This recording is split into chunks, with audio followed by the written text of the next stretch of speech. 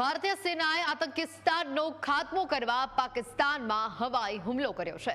ભારતની કામગીરીને દેશ આખું બિરદાવી રહ્યું છે અને ત્યારે ઓપરેશન સિંદૂર વિશે રાજકોટના લોકો શું કહી રહ્યા છે તે પણ અમે આપને સંભળાવીએ।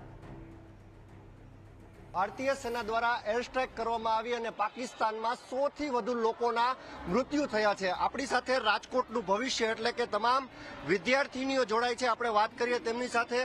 ઓપરેશન સિંદૂર હેઠળ અત્યારે જે આખું સમગ્ર ઓપરેશન કરવામાં આવ્યું, સેનાની કામગીરી વિશે શું કહેશો? અમને સેના ઉપર ખૂબ જ ભરોસો છે, અમને એની ઉપર ખૂબ ગર્વ છે। આ જે લોકો ટળ્યું એ ખૂબ સારું ટળ્યું। ઓપરેશન સિંદૂર નામ આપ્યું, આ સિંદૂર નામને કઈ રીતે જુઓ? જે ઓલા આતંકવાદીઓ હતા એમને પોતાના ધર્મ પૂછીને બધાને માર્યા, પછી ત્યારે સ્ત્રીઓ વિધવા થઈ, ત્યારે સ્ત્રીઓને એનું માન સન્માન પાછું આપવા માટે મોદીજીએ ઓપરેશન સિંદૂર બહાર પાડ્યું। ખાસ આ ઓપરેશન સિંદૂર, સમગ્ર ઓપરેશન થયું પાકિસ્તાન ઉપર ભારતનો હુમલો, આ હુમલાને કઈ રીતે આપ જોવો છો? એક રીતે જોઈએ તો આ સારું જ થયું, કારણ કે આપણે તો શરૂઆત કરી નહોતી, એ લોકોએ પહેલા શરૂઆત કરી અને એ લોકોએ તો આપણા કોમન પીપલ જે બધા હતા એ લોકો ઉપર આવું કર્યું, પણ આપણે એવું ન કર્યું। આપણે એર સ્ટ્રાઇક કરી 9 સ્થળો ઉપર પાકિસ્તાનના, એ પણ પીઓકેમાં, તો એ સારું કર્યું, બદલો જવાબ આપ્યો। યુદ્ધની તૈયારીઓ થઈ રહી છે, સરકાર પણ સૂચનાઓ આપી રહી છે, કઈ રીતે જુઓ છો આ સ્થિતિને?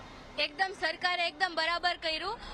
જે 27 લોકોને આપણા માર્યા હતા એ લોકોને આપણે 2700 લોકો મારીને બદલો લેવાનો થાય।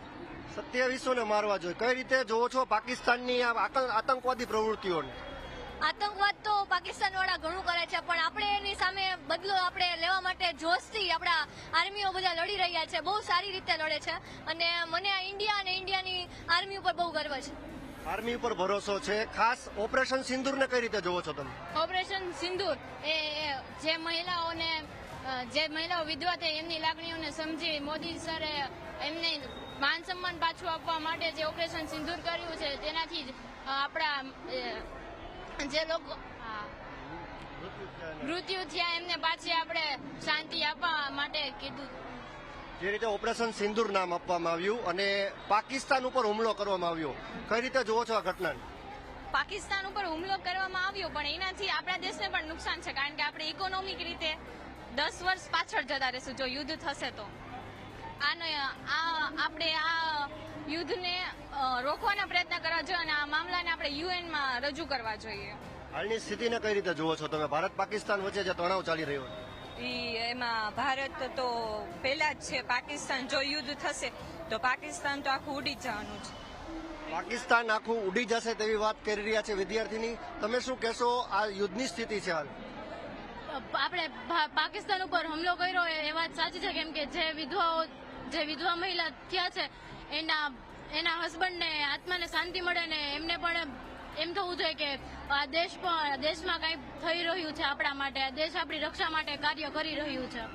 ધર્મ પૂછીને આતંકવાદીઓએ ગોળી મારી હતી અને ત્યારબાદ વિધવા મહિલાઓને ખાસ કરીને તેની આત્માને શાંતિ મળે તે માટે થઈને ઓપરેશન સિંદૂર નામ આપ્યું અને આજે એ સિંદૂર જે છીનવાયું હતું એનો બદલો પ્રધાનમંત્રી મોદીએ લીધો છે તેવું વિદ્યાર્થીઓનું કહેવું છે। ત્યારે ખાસ કોઈ પણ તણાવ ભરી સ્થિતિમાં જે સ્થિતિ છે તેનો સામનો કરવા માટે વિદ્યાર્થીઓ પણ તૈયાર છે। કેમેરા પર્સન અભય ત્રિવેદી સાથે ઋષિ દવે, ન્યૂઝ કેપિટલ, રાજકોટ। પહલગામમાં આતંકી હુમલો થયો અને એ હુમલામાં સ્ત્રીઓ અને બાળકોને છોડી મૂકવામાં આવ્યા અને આતંકીઓએ કહ્યું કે જાઓ, પહલગામમાં આતંકી હુમલો થયો અને એ હુમલામાં સ્ત્રીઓ અને બાળકોને છોડી મૂકવામાં આવ્યા અને આતંકીઓએ કહ્યું કે જાઓ, મોદીને કહી દેજો। ત્યારે ભારતની આ તમામ મહિલાઓ છે, રાજકોટની આ તમામ મહિલાઓ છે, તેની સાથે આપણે વાત કરશું। સૌપ્રથમ હું તમને પૂછવા માંગીશ, ઓપરેશન સિંદૂર જે નામ આપ્યું, ખાસ પહલગામમાં આતંકી હુમલો થયો અને મહિલાઓને જીવતી છોડી મૂકી, આ સમગ્ર ઘટનાને કઈ રીતે જુઓ છો આપ? એ સમગ્ર ઘટનાને એ લોકો આપણા દેશના જે જેન્ટ્સ છે એના માટેનું એ લોકોએ ટાર્ગેટ બનાવ્યા છે। એ હિસાબથી એ લોકોએ જે કર્યું છે ખોટું જ કર્યું છે, એટલે એ સિંદૂર જે આપ્યું છે ઓપરેશન નામ એ બરાબર આપેલું છે, જેથી આપણે જે મહિલાઓને જે તકલીફ થઈ છે એના માટે એ લોકો આપણા દેશના જે નરેન્દ્ર મોદી સાહેબ છે એ લોકોને ઇન્સાફ અપાવી શકે। સમગ્ર ઘટના સર્જાઈ ત્યારબાદ ઓપરેશન સિંદૂર નામ આપ્યું, આ ઓપરેશન સિંદૂર નામને આપ કઈ રીતે જુઓ છો? એ ઓપરેશન સિંદૂર નામ કે એને ખબર પડે કે આજે આટલી વિધવાઓ 26